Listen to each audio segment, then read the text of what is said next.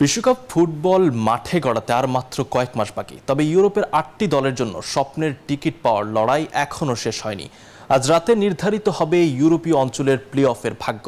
4টি মেগা ফাইনালে মুখোমুখি হবে কসোভো তুরস্ক, বসনিয়া ইতালি, চেক প্রজাতন্ত্র ডেনমার্ক এবং সুইডেন পোল্যান্ড। বিশ্বকাপের মূল পর্বে যাওয়ার শেষ সুযোগ আজ। ইউরোপের 4টি ভিন্ন ভেন্যুতে আজ রাতে একসাথে শুরু হবে অত্যন্ত গুরুত্বপূর্ণ 4টি ফাইনাল ম্যাচ। জয়ী দলগুলি পাবে বিশ্বকাপের টিকিট। সবচেয়ে বেশি আলোচনা চলছে বসনিয়া ও ইতালির ম্যাচটি নিয়ে। গত 2 বিশ্বকাপে সুযোগ না পাওয়া আজজুরিদের জন্য এটি অস্তিত্ব রক্ষার লড়াই। সান্দ্রো তোনালির দারুণ ফর্মে ভর করে ইতালি চাইবে তাদের দীর্ঘ আক্ষেপ ঘোচাতে। অন্যদিকে ঘরের মাঠে এডিন জেকোরা মরিয়া বড় কোনো অঘটন ঘটিয়ে ইতিহাস গড়তে। ইতালির কোচ জেনরো গাত্তুসো মনে করেন প্রতিপক্ষ শক্তিশালী হলেও সেরাটা দিয়ে জয় তুলে নিতে প্রস্তুত তারা।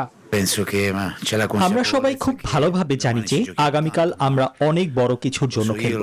আমরা একটি শক্তিশালী দলের বিপক্ষে খেলছি, যাদের মানসম্পন্ন ও শারীরিকভাবে অত্যন্ত শক্তিশালী খেলোয়াড় রয়েছে, এবং বিশ্বকাপে ফেরার স্বপ্ন পূরণ করতে হলে একটি সত্যিকারের দুর্দান্ত ইতালি দলের প্রয়োজন হবে।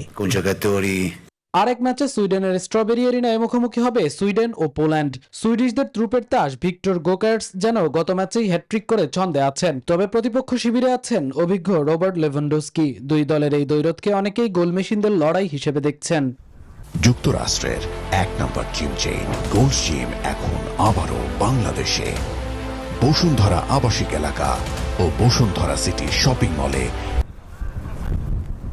এদিকে প্রাগে চেক প্রজাতন্ত্র আতিথ্য দেবে শক্তিশালী ডেনমার্ককে। এরিকসনের ডেনমার্ক গত ম্যাচে 4-0 গোলের দাপটে জয়ে আত্মবিশ্বাসের তুঙ্গে থাকলেও ঘরের মাঠে প্যাট্রিক শিকের চেক প্রজাতন্ত্রকে হারানো সহজ হবে না।